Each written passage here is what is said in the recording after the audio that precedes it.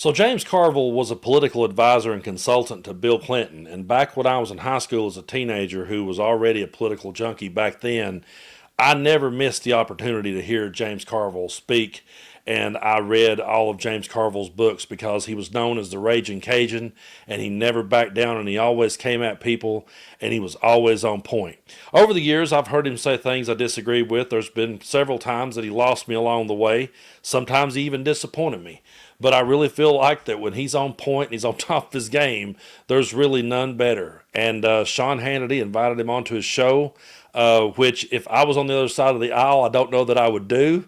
Because you're going to have somebody that's going to bring it to you and take it to you. That's exactly what James Carville did. He was definitely channeling the James Carville that I remember back when I was a teenager when he took on Hannity in this next exchange. And this is absolutely priceless, and I want you all to see it, and then we want to talk more about it. I think the Republican Party is against the minimum wage. I think the Republican Party stands for more tax cuts for people making over $400,000 a year.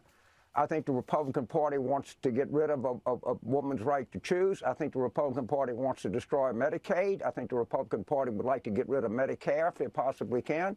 I think the Republican Party supports Vladimir Putin. I think the Republican Party is weak when it comes to communist China. I see a lot of Democrats, do support their rights to play women's sports. And you're not addressing those key issues that are... It's the key issue what the High School Athletic Association decides who's eligible to play what sport is the key issue. We're going to continue to help people with health care, with Medicaid and Medicare, or the key issues that we're going to retire people, secure people's retirement security. The key issue is in this century, under Democratic presidents, 50 million jobs have been created and 1 million jobs under Republicans. I think most Democrats that I know want to create jobs, create opportunity for people, and create opportunity for young people. I don't know of anybody that's sitting there worrying about who plays in the high school track meet.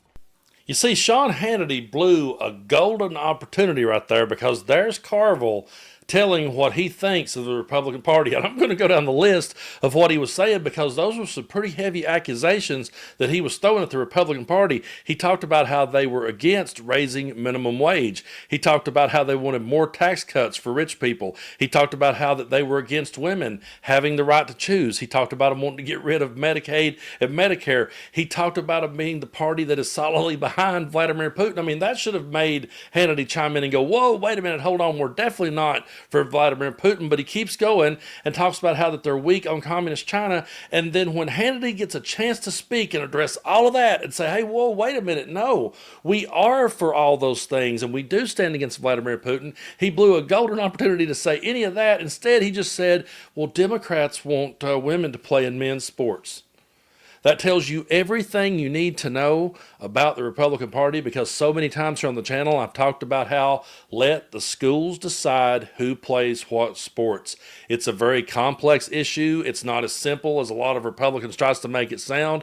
So let the schools decide in each individual case who plays and who doesn't, and why don't we get to talking about minimum wage, get to talking about tax cuts, get to talking about women's right to choose, get to talking about Medicare and Medicaid, get to talking about and against Vladimir Putin. Let's talk about the issues that actually matter. And I'm not saying that trans in sports is not an issue that matters. What I'm saying is it's something that should be decided by the states. And like I've said so many times on the channel, 500 million athletes are in the NCAA. Less than 10 of those people are transgender. So it's not something that people are going to be dealing with. The majority of people are going to be dealing with in their everyday lives. The things Carville was talking about there are things that people are going to be dealing with every single day. And now notice while he's trying to talk, they bring Doge's accomplishments up on the screen to try to drown out what it is he's saying, but it doesn't work with the Raging Cajun because he immediately calls it out, and it's great. Take a look. I see you got USAID up there. They spend $41 billion. They spend $41 billion. The federal budget is $6 trillion. I did the math, Sean. It actually comes to something like 0.014%. So take the $41 billion, put it against the $6 trillion, and see what you've done when your president is responsible for more federal debt than any president in the history of the United States. Do you know what year had the most domestic energy production in American history? I happen to know. 2024. I have no idea. Fact check. I do. That statement is true. Domestic energy. I love how at the end he says, fact check that, and you hear Hannity saying as it fades away, yeah, that statement is true. It's just so good because they tried to troll him right there and bring up Doge's accomplishments, and then he just calls it right out, and he points out that Donald Trump added more to the federal debt right to his face in real time, and that is just great to see. That's what we need to see more of. Again, I always try to find clips of people who knows how to stand up to the Republican Party, who knows how to stand up to people like Hannity, and I'm going to have a hot take on Hannity that a lot of you may never see coming. I don't think Hannity is really a stupid person. I don't. I think Hannity is a really smart dude that gets paid really well to spread his propaganda. And I think deep down he knows it. I've always thought he was a tool. Always felt that way. These people to me are no different than pro wrestlers that play villains. You know, you've got guys out there that can play a really good tough guy on a screen. Probably wouldn't last very long in an octagon. Probably wouldn't last very long if a bar fight broke out. But they can definitely make people believe on screen that they're tough people. And I really feel that's what Hannity is. I feel like he's somebody who gets paid good money to sit there and spew that shit. But sometimes I wonder if you was just sitting around hitting the vape pen with him, if you could ever get him to be truthful and like, yeah, I don't really buy into this shit that I'm saying. And I'm not giving him a pass for that either when I say that.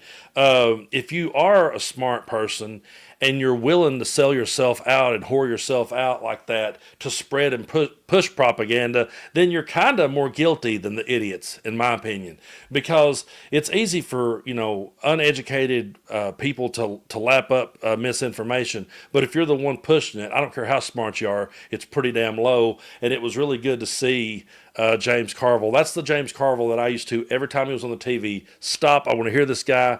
Because he's going to put someone in their place, and he's always going to bring the facts. He's always going to bring the evidence with him, and hand it to him. And so, yeah, that was a good clip to see, and I had a lot of fun reacting to that one. And I want to say something because every time that I do a clip of someone and say that I once admired them, someone will always send me a quote that they said that they disagreed with, and I totally understand that. Like I said, there's been times that plenty of my heroes have let me down in the past. There's been times James Carville said things in the past that I completely disagreed with. But I'm a person who believe that James Carville stands on the side of democracy. I believe that James Carville stands on the side of the truth, and I believe he's a decent man. And so we can agree and we can disagree on certain things, and I can be disappointed in certain things, but I'm not going to throw away someone's entire life work over one thing they said that I disagree with. That's another misconception of the left. There may be the radical left over here that makes a lot of noise, but I'm not radical left. I don't view James Carville as radical left. And so, I don't spend a whole lot of time. That's why I don't spend my time talking about it here on the channel. And I usually don't even address these kind of things. I usually just let it fall where they may. But, I've had people get upset over playing clips from someone that they heard say something else they disagreed with. We're not always going to agree with everyone on every single issue.